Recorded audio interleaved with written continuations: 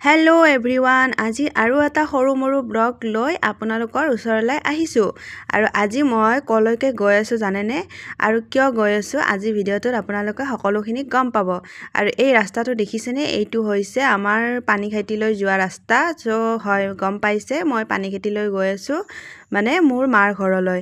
এই ঠাইখন যে খুব বেছি মৰম লাগে, নাজানো কিয়। সৰুতে যেতিয়া দেউতাই ইয়াত মাটি লৈছিল আৰু মই বোলে অ'টোৰ পৰা নামিয়ে মানে জঁপিয়াই দিছিলোঁ, ইমান ধুনীয়া ঠাই বুলি মোৰ লগৰ এজনী মানে এতিয়াও কয়। তাই বোলে দেখিছিল, তাই আৰু মোৰ ঘৰ ওচৰা ওচৰি, তো তাই তেনেকৈ কৈছিল আৰু লগৰ মানে গীতিকা। এনেকৈ কৈছিল, ইমান ভাল লাগে মানে ঠাইখনলৈ যেতিয়া আহোঁ খুব বেছি ভাল লাগে আৰু অলপ গাঁৱলীয়া পৰিৱেশ সেইকাৰণে আৰু। এতিয়া মই আহিছোঁ, আজি মানে আমাৰ গোটৰ মিটিং আছে, মিটিংখন দিছোঁ, মই সেইকাৰণে ইয়ালৈ আহিছোঁ। আৰু যিহেতু মামাই বোলে কৈ আছে যে পইচাটো সোমাব, সেইকাৰণে আমি ঘনাই মিটিং পাতিবলৈ লৈছোঁ।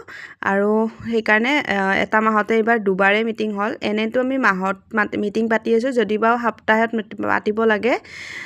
আমি আহি এতিয়া মই পাই গ'লোঁ মোৰ ঠাইখন, আৰু এইটো হৈছে ঘৰটো। আজি যাৰ ঘৰত মিটিং আছে, জানেই যিবিলাকে গোটত আছে, 10গৰাকী গোটৰ মেম্বাৰৰ প্ৰত্যেকৰ ঘৰতে এদিন মিটিং পাতিব লাগে। আজি আছে ললিতা জেঠি ঘৰত। আৰু এই ল'ৰাটো দেখিছেনে? ই মোৰ ক্লাছমেট আছিলে। সি মোক কি কয়, সি কৈছে কি মই বোলে বিয়াৰ আগতে বোলে চুইজাৰ পিন্ধিছিলোঁ, বিয়াৰ পিছত বোলে জিন্স আৰু টপ পিন্ধিছোঁ, এনেকৈ মোক জোকাই আছে। মিছা কথা কৈছে, কাৰণ মই আগতেও জিন্স টপ পিন্ধিছিলোঁ।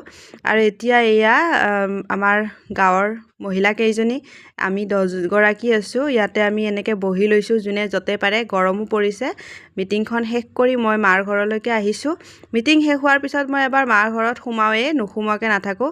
আৰু এইজোপা দেখিছেনে? একদম মানে ৰীল ভিডিঅ' সকলোতে ভাইৰেল হৈ থকা বগেনভেলিয়া মোৰ মাৰ ঘৰতে আছে, মানে ক'তো বিচাৰি যাব নালাগে আৰু। মই ভাবিলোঁ দেখুৱাই দিওঁ। আৰু এইখন হৈছে মোৰ মাৰ ঘৰ, ইয়াতে আহিছোঁ। আৰু মানুহজনে মোক থৈ পেলাই তলত মানে চন্দ্ৰপুৰৰ ফালে ফুৰিবলৈ গুচি গৈছে। মোৰ মানুহজনে এনেকুৱাই, অকলে হ'লেও নিজে মানে ফুৰিবলৈ গুচি যায়। তাৰপিছত মই ইয়াতে অকণমান সময় অপেক্ষা কৰিম, তাৰপিছত মই মানুহজনৰ লগত ৰুমলৈকে যাম। আজিলৈ আহিছোঁ, বাই বাই।